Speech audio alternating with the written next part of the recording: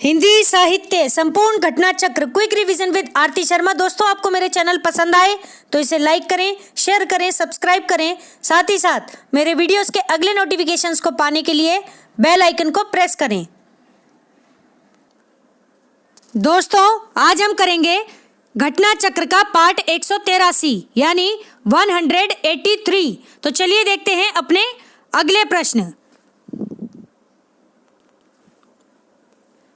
गौर करेंगे दोस्तों, प्रश्न है संज्ञाओं के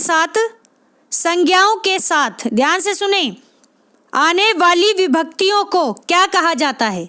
तो दोस्तों, संज्ञा के साथ जब हम विभक्ति चिन्ह लगाते हैं तो उन्हें क्या कहते हैं। ठीक है, तो ऑप्शन बी विश लिस्ट। ठीक है, विश लिस्ट कहते हैं। ध्यान से सुने, जब कोई संज्ञा मीन्स किसी भी चीज का नाम। ठीक है, अब वह क्या हो सकती है, व्यक्ति, वस्तु, स्थान, जाति या फिर भाव, इनमें से अगर कोई भी नाम होगा, ठीक है, उसके साथ जब हम विभक्तियों का प्रयोग करेंगे। अब विभक्ति क्या है, तो दोस्तों कर्ता ने कर्म को करण से संप्रदान के लिए अपादान से अलग, ये जो होते हैं ये हमारे क्या हैं, विभक्ति हैं। ठीक है, कारक चिन्ह। ठीक है, ध्यान रखें।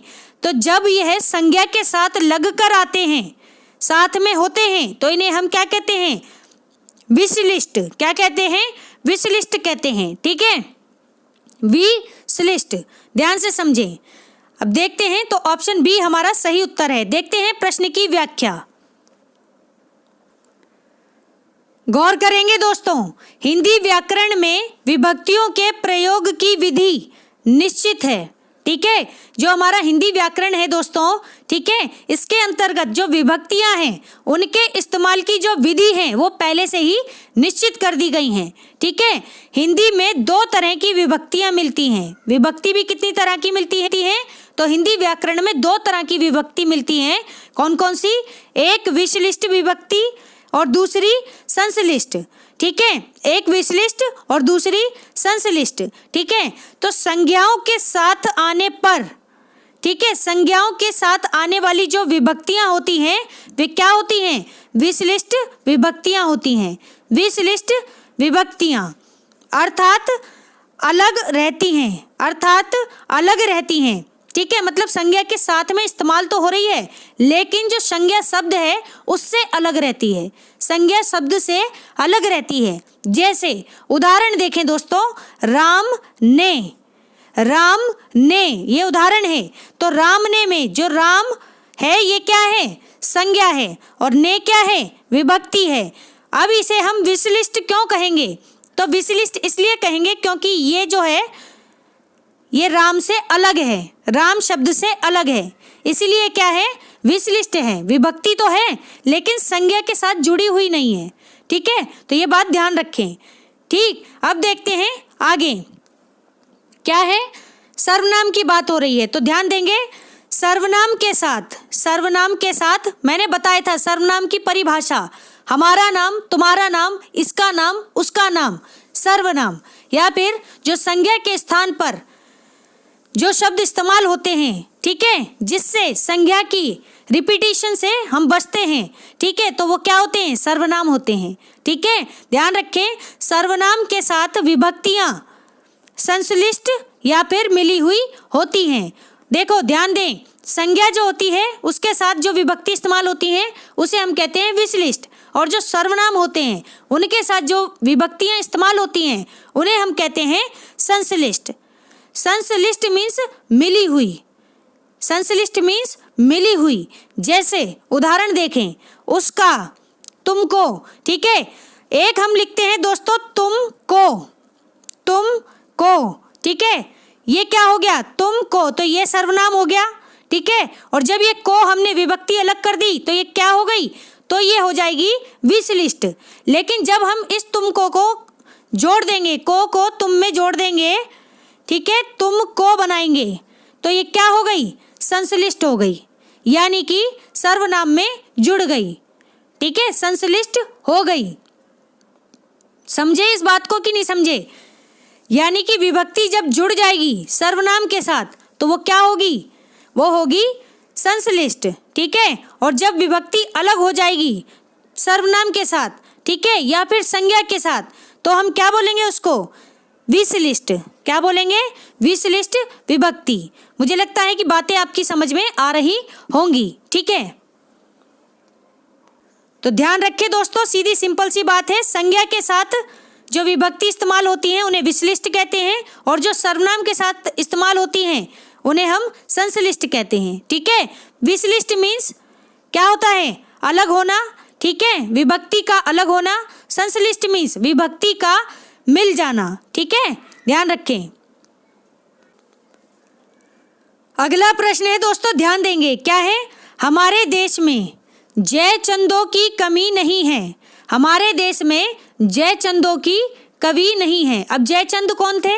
तो जयचंद संयोगिता के पिताजी थे। पृथ्वीराज चौहान की पत्नी थी संयोगिता, और जयचंद से युद्ध भी हुआ था, ठीक है, पृथ्वीराज चौहान का। तो जयचंद यहाँ पर क्या है? ठीक है, तो जयचंदों की बात हो रही है यहाँ पर, तो वो जयचंद नहीं, यहाँ पर हमारे देश के जो व्यक्ति हैं उनको जयचंद कहा जा रहा है, ठीक है। तो हमारे देश में जयचंदों की कमी नहीं है। इसमें जो जयचंद हैं, जयचंदों संज्ञा के किस भेद के अंतर्गत आता है? जयचंदों, ठीक है, जयचंदों। पहली बात देखो, ध्यान से सुनेंगे, मैं जो बातें बता रही हूँ गौर करें। व्याकरण का मतलब है कि आप इसमें एक एक बिंदु को भी समझेंगे, ठीक। तो जयचंद क्या है?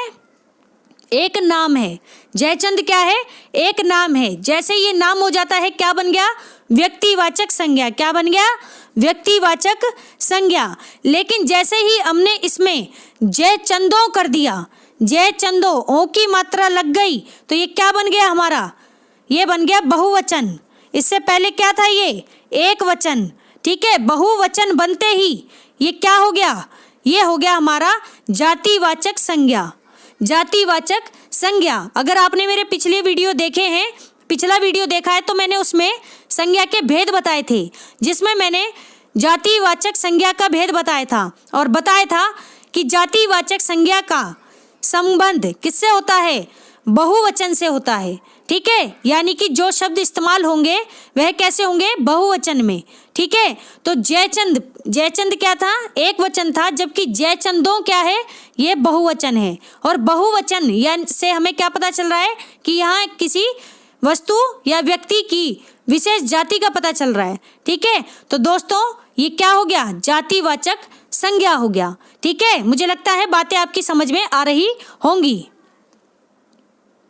तो इस तरह से ऑप्शन सी हमारा सही उत्तर है, ठीक है, ध्यान रखेंगे। गौर करेंगे दोस्तों व्याख्या पर, ध्यान दें। कुछ व्यक्तियों में कुछ विचित्र गुण होते हैं। क्या कह रहे हैं? कुछ व्यक्तियों में कुछ विचित्र गुण होते हैं। ये शब्द ध्यान रखेंगे, गुण, ठीक है। विचित्र गुण, गुण अच्छे भी हो सकते हैं और गुण बुरे भी हो सकते हैं। इसका सबसे अच्छा उदाहरण है जब हम देखते हैं कि हमारे घर में या हमारे आस पड़ोस में किसी का विवाह करने चलते हैं, तो लड़के और लड़की के गुण मिलाए जाते हैं, ठीक है। तो गुण और अवगुण मिलाए जाते हैं। तो दोस्तों ये गुण और अवगुण किस लिए मिलाए जाते हैं? जिससे हमें पता चलता है कि इसमें क्या खासियत है और क्या खासियत नहीं है। अंदाज़ा लगाया जाता है कि ये व्यक्ति या कैसा होगा आगे चलकर, ठीक है। तो ध्यान दें, कुछ व्यक्तियों में कुछ विचित्र गुण होते हैं या वे दुर्लभ गुणों के कारण, गुण दोनों हो सकते हैं, अच्छे भी हो सकते हैं, बुरे भी हो सकते हैं। तो ध्यान रखें कि एक समाज में एक प्रतिष्ठित व्यक्ति अपने गुणों के द्वारा ही पहचाना जाता है, और समाज का जो एक बदनाम व्यक्ति है वो भी अपने गुणों के कारण ही पहचाना जाता है। तो अब आप देखें कि आप कैसे व्यक्ति कहलाना चाहेंगे, सद्गुण वाले, ठीक है, या फिर दुर्गुण वाले। नाम दोनों से ही आपको मिलेगा, ख्याति आपको दोनों ही गुणों से मिलेगी, चाहे वो दुर्गुण से मिले चाहे वह सगुण से मिले, ठीक है। तो ध्यान रखें, लेकिन जो दुर्गुण है वह क्या होता है? समाज में एक नेगेटिव शब्द है, यानी कि सूचक है, नकारात्मकता फैलाता है, ये अच्छा नहीं माना जाता। जबकि सद्गुण क्या होता है? ये एक सकारात्मक शब्द है जो कि दूसरे पर प्रभाव छोड़ने पर समाज में क्या करता है, उसको परिष्कृत करता है, उसमें बदलाव लाता है, उसको आगे बढ़ाता है, ना कि उसको पीछे खींचता है। ठीक है, तो ध्यान रखें दोस्तों। तो गुण हमारे अच्छे भी हो सकते हैं, गुण हमारे बुरे भी हो सकते हैं, और हर व्यक्ति के अंदर कुछ विचित्र गुण होते हैं। ठीक है, तो ध्यान दें, कुछ व्यक्तियों में कुछ विचित्र गुण होते हैं, या वे दुर्लभ गुणों के कारण यानी खराब गुणों के कारण उनके प्रतिनिधि माने जाते हैं। ठीक है, दुर्लभ गुणों के कारण यानी कि कुछ ही गुण ऐसे होते हैं जिसकी वजह से वह उनके प्रति, दुर्लभ मीन्स यहाँ पर जो बहुत ही मुश्किल से मिले। ठीक है, कहीं कहीं दुर्लभ, रेयर। ठीक है, ऐसा गुण जो हर किसी में ना हो। ठीक है, देखो यहाँ पर हर व्यक्ति एक जैसा होता है, लेकिन उनके गुण अलग अलग होते हैं, और यही गुण क्या बनते हैं, उनकी पहचान बनते हैं दोस्तों। अपने गुणों की वजह से ही वह पहचाना जाता है कि नहीं जाता।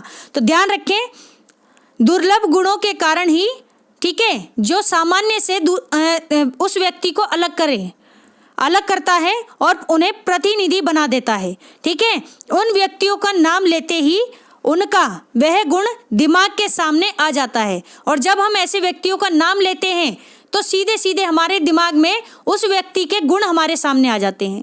ठीक है, जब आप किसी को याद करते हैं, चाहे वह उसके अच्छे गुणों के लिए करें, चाहे वह उसके बुरे गुणों के लिए करें, ठीक है, तो सीधे सीधे आपके सामने जो इमेज आएगी वो उसके गुणों की वजह से आएगी। ठीक है, ध्यान रखेंगे, ऐसी स्थिति में इनका जातिवाचक के रूप में प्रयोग होता है। ठीक है, ऐसी स्थिति में ये किस रूप में प्रयोग होते हैं, जातिवाचक के रूप में। ठीक है, जातिवाचक के रूप में, ध्यान दें। जैसे भीष्म पितामह, अगर हम कहें भीष्म पितामह, ठीक है, इस शब्द को सुनते ही हमारे दिमाग में क्या आता है, हमें आता है दृढ़ प्रतिज्ञा वाले व्यक्ति का चित्र। दृढ़ प्रतिज्ञा वाले व्यक्ति का चित्र हमारे सामने आता है जब हम कहते हैं भीष्म पितामह, क्योंकि भीष्म पितामह कैसे थे, दृढ़ थे और प्रतिज्ञा करने वाले थे, प्रतिज्ञ थे। ठीक है, दृढ़ होना बहुत बड़ी बात है, अपनी बात पर अड़े रहने वाले। ठीक है, तो ऐसा व्यक्तित्व था किसका, भीष्म पितामह का।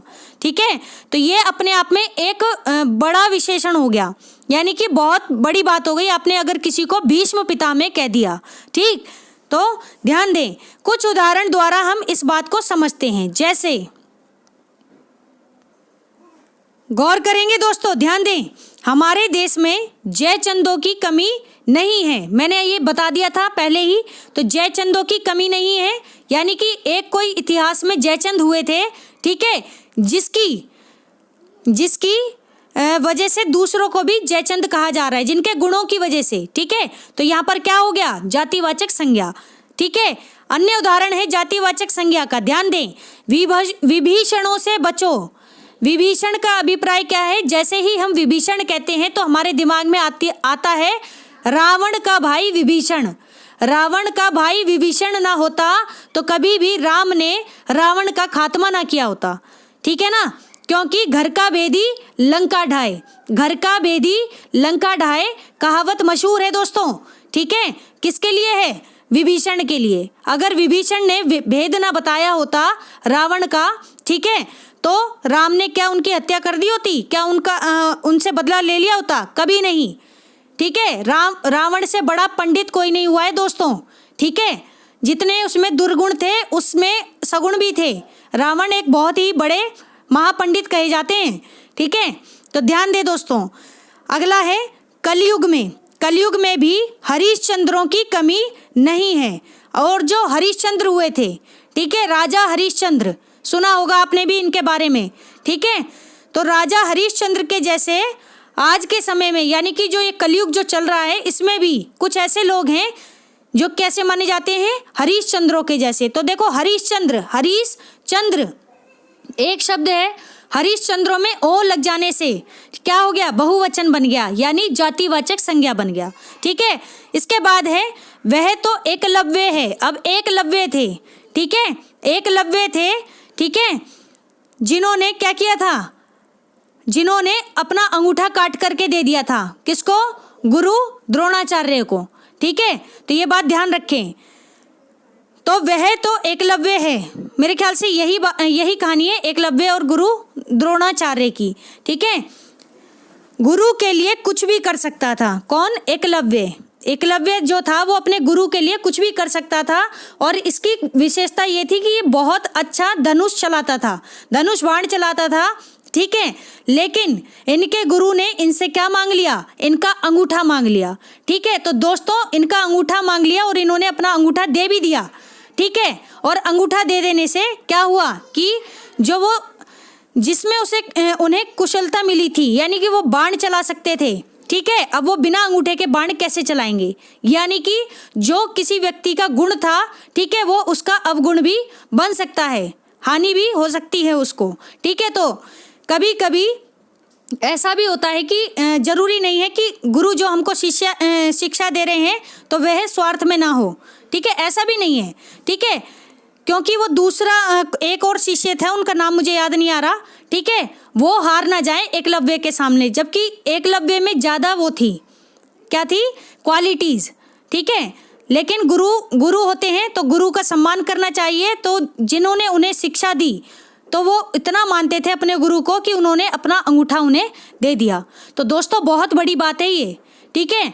तो शिक्षक का सम्मान हर परिस्थिति में बनाए रखना चाहिए, ठीक है, इससे हमें सीख मिलती है, ठीक है। तो ध्यान दें, ये बहुत बड़ा त्याग था किसका? एकलव्य का। ध्यान देंगे उपर्युक्त उदाहरणों में जयचंद, विश्वासघात, एक बार फिर से सुने। उपर्युक्त उदाहरणों में जो जयचंद हैं वो विश्वासघात, और जो विभीषण हैं वो देशद्रोही, और जो एकलव्य हैं वो गुरु भक्ति के प्रतिनिधि के रूप में प्रयुक्त हुए हैं। ये 3 शब्द ध्यान रखें। जयचंद का इस्तेमाल हुआ है विश्वासघात के लिए, ठीक है। विश्वासघात करने वाले व्यक्तियों को कहा जाता है कि देश में जयचंदों की कमी नहीं है। जयचंद की वजह से ही पृथ्वीराज की मृत्यु हुई थी, ठीक है। तो ध्यान रखें, विभीषण देशद्रोही माने गए हैं, एकलव्य गुरु भक्त माने गए हैं, ठीक है, ध्यान रखें। तो ये सभी क्या हैं? जातिवाचक संज्ञा के सूचक हैं। गौर करेंगे दोस्तों, ध्यान दें। क्या है प्रश्न अगला? इनमें से भाववाचक संज्ञा कौन सी है? तो भाववाचक संज्ञा है डी, चिंता, ठीक है। चिंताता चिता चिता, ये गाना भी सुना होगा, ठीक है। जरूरत से ज्यादा चिंता करने से हम अपनी चिता की ओर बढ़ने लगते हैं, ठीक है। तो ध्यान रखें, जरूरत से ज्यादा चिंता ना करें, जो चीजें होनी है वो होकर ही रहेंगी, ठीक है। बशर्ते आप सकारात्मक विचार रखें, ठीक है, और चीजों को बदलने की सोचें, चिंता ना करें, समाधान पर ध्यान दें, ठीक है। जो व्यक्ति समाधान पर ध्यान देगा उसे कभी भी चिंता नहीं होगी किसी भी चीज की, ठीक है, क्योंकि वह सबसे पहले क्या करेगा? सॉल्यूशन देखेगा, ठीक है। तो अपना ध्यान किसकी तरफ केंद्रित करें दोस्तों? समाधान की तरफ, ना कि चिंता की तरफ, ठीक है। चिंता करने से क्या होता है? हम लोग चिता की ओर अग्रसर होते हैं, ठीक है, समय से पहले ही बूढ़े हो जाते हैं, जो कि हमें नहीं होना चाहिए, ठीक है। तो ध्यान रखें, गौर करेंगे, इसमें ऑप्शन डी जो है क्या है? चिंता शब्द क्या है? भाववाचक संज्ञा है, ठीक है। अब ध्यान देंगे भाववाचक संज्ञा क्या होती हैं। तो जिस शब्द में भाव मीन्स क्या होते हैं? अंग्रेजी में देखें तो फीलिंग्स, ठीक है। तो फीलिंग्स यानी कि किसी बात को लेकर, किसी बात को सुनकर, किसी को देखकर आपके मन में क्या फीलिंग्स आ रही हैं, ठीक है, यानी कि आप कैसा महसूस कर रहे हैं, ठीक है। तो वो सभी क्या है? वो क्या है?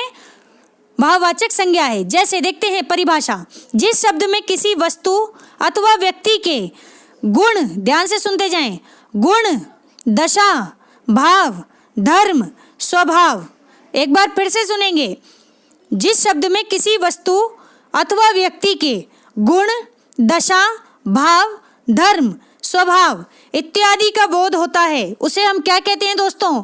भाववाचक संज्ञा कहते हैं, भाववाचक संज्ञा, ठीक है। जैसे दया, क्रोध, दया करना, क्रोध करना, चिंता करना, ममत्व दिखाना, ठीक है, मनुष्यता दिखाना, लड़कपन होना, ये सभी क्या है दोस्तों? ये सभी भाववाचक संज्ञाएं, ठीक है। तो ये ध्यान रखें, गुण, दशा, भाव, धर्म, स्वभाव, ये 5 चीजें, ठीक है, ये 5 चीजें तय करेंगी कि कौन सा शब्द क्या है, भाववाचक संज्ञा है या नहीं, ठीक है, ध्यान रखेंगे।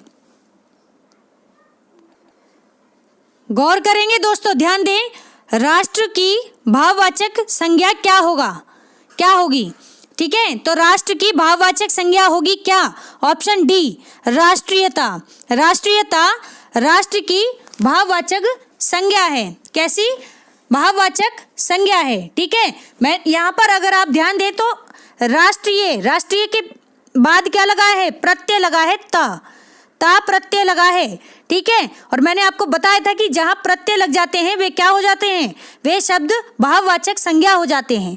जैसे पन, ठीक है, जैसे त्व, जैसे ता, जैसे आई। ठीक है, तो ध्यान रखें ये शब्द क्या हो गए? भाववाचक संज्ञा के सूचक शब्द हैं। ठीक, एक बार फिर से देखें, गौर करेंगे दोस्तों। भाववाचक संज्ञा प्रायः 5 प्रकार के शब्दों से बनती है। किससे? 5 प्रकार के शब्दों से बनती है। जैसे जातिवाचक संज्ञा, विशेषण, सर्वनाम, क्रिया, अव्यय। ठीक है, अव्यय से। ठीक है, तो ये 5 शब्द हैं। यानी भाववाचक संज्ञा में क्या क्या होंगे? एक तो वह शब्द कैसा होगा? जातिवाचक संज्ञा होगा। ठीक है, सॉरी, जातिवाचक संज्ञा से, विशेषण से, सर्वनाम से, क्रिया से, अव्यय से, इन 5 से क्या बनती है? हमारी भाववाचक संज्ञा। ठीक है, राष्ट्र क्या है? राष्ट्र एक जातिवाचक संज्ञा है। ठीक है, राष्ट्र क्या है? एक जातिवाचक संज्ञा है। ध्यान से सुनेंगे। ठीक है, राष्ट्र किसी एक व्यक्ति का नाम नहीं है। ठीक है, और ना ही किसी एक वस्तु का है। राष्ट्र की जब हम बात करते हैं तो ये क्या है? पूरे राष्ट्र की बात हो रही है, यानी एक समूह की। ठीक है, और राष्ट्र में अन्य राष्ट्र भी हो सकते हैं। ठीक है, तो ध्यान दें, इसका भाववाचक संज्ञा अगर हम बनाते हैं, इसका रूपांतरण करते हैं तो शब्द बन जाता है राष्ट्रीयता। क्या बन जाएगा? राष्ट्रीयता। तो ध्यान रखेंगे दोस्तों। ठीक है, ऐसे ही मानव, मानव का क्या हो जाएगा? मानव क्या है? जातिवाचक संज्ञा। मानवीयता, ये क्या हो गया? भाववाचक संज्ञा। ठीक है, तो ध्यान रखेंगे, गौर करेंगे दोस्तों, ध्यान दें। सुंदर की भाववाचक संज्ञा क्या होगी? देखो, सुंदर नाम भी होता है, ध्यान दें, सुंदर एक नाम भी होता है दोस्तों। ठीक है, सुंदर हमारा गुण भी है। ठीक है, अब ये पूछ रहे हैं भाववाचक संज्ञा बताओ। ठीक, तो ऑप्शन डी इसका सही उत्तर है। ए और बी ये दोनों ही क्या हैं? दोनों ही भाववाचक संज्ञा है। यानी सुंदरता भी भाववाचक संज्ञा है, ता प्रत्यय लगा हुआ है इसमें। ठीक है, ता प्रत्यय। इसके बाद सौंदर्य भी क्या है? भाववाचक संज्ञा है। ठीक है, तो ध्यान रखेंगे। व्याख्या देखें, गौर करेंगे व्याख्या पर। प्रश्न का उत्तर है ऑप्शन ए और बी, यानी कि दोनों सही हैं, यानी ऑप्शन डी सही उत्तर है। ए और बी दोनों। देखते हैं व्याख्या। सुंदर की भाववाचक संज्ञा क्या होती है? सुंदरता तथा सौंदर्य दोनों होते हैं। सुंदर की भाववाचक संज्ञा सुंदरता तथा सौंदर्य दोनों होते हैं। ऐसे ही एक शब्द में आपको बोलूं, सफल शब्द जो है इसकी भाववाचक संज्ञा क्या होगी? सफलता। ठीक है, सफलता। ऐसे ही ध्यान रखेंगे। कुछ उदाहरण अपने से बनाएं, नहीं तो अपनी एक बार किताब में देख लें। ठीक है, तो जल्दी समझ में आएंगी चीजें। यहाँ एक बात कहना चाहूंगी दोस्तों मैं, जिन लोगों के पास समय नहीं है, लगता हो कि वीडियो बहुत बड़े हो रहे हैं, तो आप अपने वीडियोस की सेटिंग में जाकर, ठीक है, क्या करें कि अपनी स्पीड बढ़ाएं वीडियो की और जल्दी से जल्दी वीडियो को देखने की कोशिश करें। ठीक है, सिर्फ एक बार सुन लेने से और अगले दिन उसकी रिवीजन करने से या उसी दिन रिवीजन कर लेने से क्या होगा कि जो कंटेंट आपने पढ़ा है वो आपका पक्का हो जाएगा। ठीक है, तो समय नहीं है तो जल्दी से जल्दी आप रिवीजन, और हर चीज़ की कम से कम 4 रिवीजन दें। जो भी आप पढ़ रहे हैं टारगेट सेट करें और 4 रिवीजन दें, तब जा करके आप चीज़ें कहीं कहीं समझ पाएंगे। ठीक है, देखते हैं अपना अगला प्रश्न, गौर करेंगे दोस्तों। प्रश्न है, आज गणित के अध्यापक ने कक्षा नहीं ली। आज गणित के अध्यापक ने कक्षा नहीं ली, यानी कि आज मैथ की क्लास नहीं हुई। क्या कह रहे हैं कि आज मैथ की क्लास ही नहीं हुई। ठीक है, इस वाक्य में अर्थ के आधार पर कौन सा वाक्य है? तो अर्थ के आधार पर कौन सा वाक्य है ये बताना है।